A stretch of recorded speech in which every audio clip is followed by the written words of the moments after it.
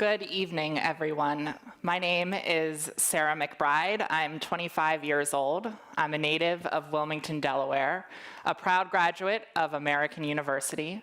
That's right, go Eagles. I'm a movie buff, a policy nerd, a sister, and a daughter. It took me 21 years to muster up the courage to say those last words, sister and daughter. Today, they are among my proudest identities. And tonight, I'm able to walk out on this stage as the woman that I am. But I have to admit that it hasn't always been that way. I remember as a child lying in my bed at night praying that I would wake up the next day and be a girl, to be my authentic self and to just have my family be proud of me. I remember looking into the mirror, struggling to say just 2 words: I'm transgender. It was a fact that I thought about every single waking hour of every single day. With every penny thrown, with every birthday candle blown out, my wish was always the same. For every trans person, it feels a little different. For me, it felt like a constant homesickness.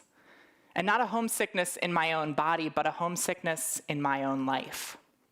An unwavering, unyielding ache in the pit of my stomach that only went away when I began to embrace my true self, when I could be seen as me. But I kept it inside. I told myself that if I could make staying in the closet worthwhile by becoming successful and making a difference in the world, that those things would fill the void in my life. It seemed as I grew up that my dreams and my identities were mutually exclusive. During my sophomore year at American University, I was elected president of the student body. At the same time, I was also struggling with my identity and whether or not to come out as transgender.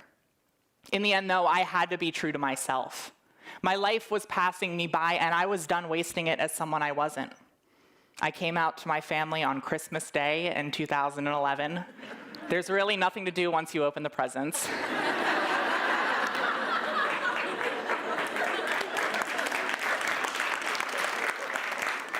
And I came out to my friends during the following weeks. Eventually, on my last day as president of the student body, I told the world that I was really Sarah McBride in an op-ed in the AU student newspaper. I have to be honest that I was scared about the possible reaction from the university community, but all I got was support.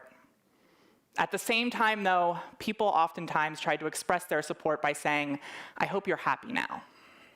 I hope you're happy now. It seems like such a small motivation for transitioning, for taking the steps that I felt like I needed to take to have my intergender identity seen and respected. I didn't transition to be happy. I transitioned to be me. I didn't transition to create a positive, but to remove a negative, to alleviate a nearly constant pain and incompleteness. Transitioning didn't bring me happiness. It allowed me to be free to feel every emotion, to think more clearly, to live more fully, to survive, to be seen, to be me. And while transitioning freed me in many ways, there's no question that in becoming myself, I face new barriers. Like all women, my path to womanhood is unique. No 2 paths are the same. Each of us travel with different privileges, challenges, and perspectives. Some limiting, others illuminating. And as someone who at least tried to think critically about the phobias and the isms and the discrimination in the world, I thought I more or less understood what to expect. In the end, though, I had been so understandably consumed with the transphobia that would come my way, I didn't fully realize the misogyny and sexism that I would face. And it was everywhere. From the subtle to the blatant, a world of contradictions and double standards.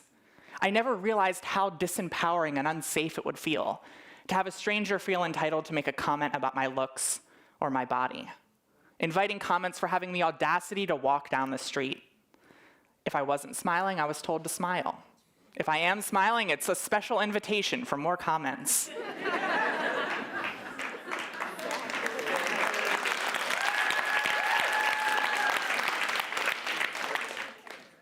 You're treated like both a delicate infant and a sexualized idol in the exact same moment. Your thoughts are dismissed and your emotion minimized. Your insecurities emphasized and your body objectified. the simple and the mundane decisions that I never had to think about in the morning before soon became integral to avoiding 1,000 judgments. And in finding my own womanhood, I was told that if I was too feminine, that I was a caricature or inauthentic, as if masculinity is some sort of natural state of being, a default, a preference.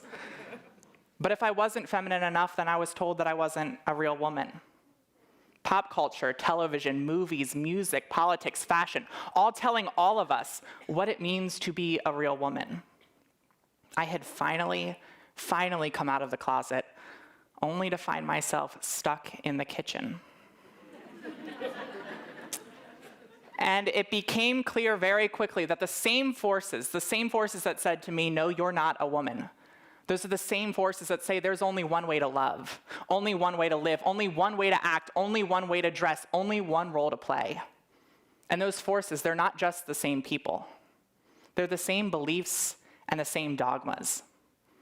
It's why the fight for LGBT equality is so inextricably linked to the fight for gender equality. Homophobia, transphobia, and sexism, they're all rooted in the same prejudice, the belief that one perception at birth, the sex we are assigned, should dictate who we are, who we love, how we act, and what we do. And that's why LGBT equality is gender equality, and gender equality is LGBT equality. And when we fully, and I mean fully, realize that as feminists, as LGBT people and allies, and as a society, then we will be able to build a world where every little kid can know that they can grow up and be successful, they can be independent, they can be gay, they can be trans, they can be anything that this society says is mutually exclusive with being feminine or being a woman, that they can be any or all of those things and still be seen, still be valued, and still be respected as the equal humans that we all are. Our dreams and our identities do not have to be mutually exclusive. Working together to fight sexism, transphobia, homophobia, and yes, racism and ableism, they won't be. Thank you very much.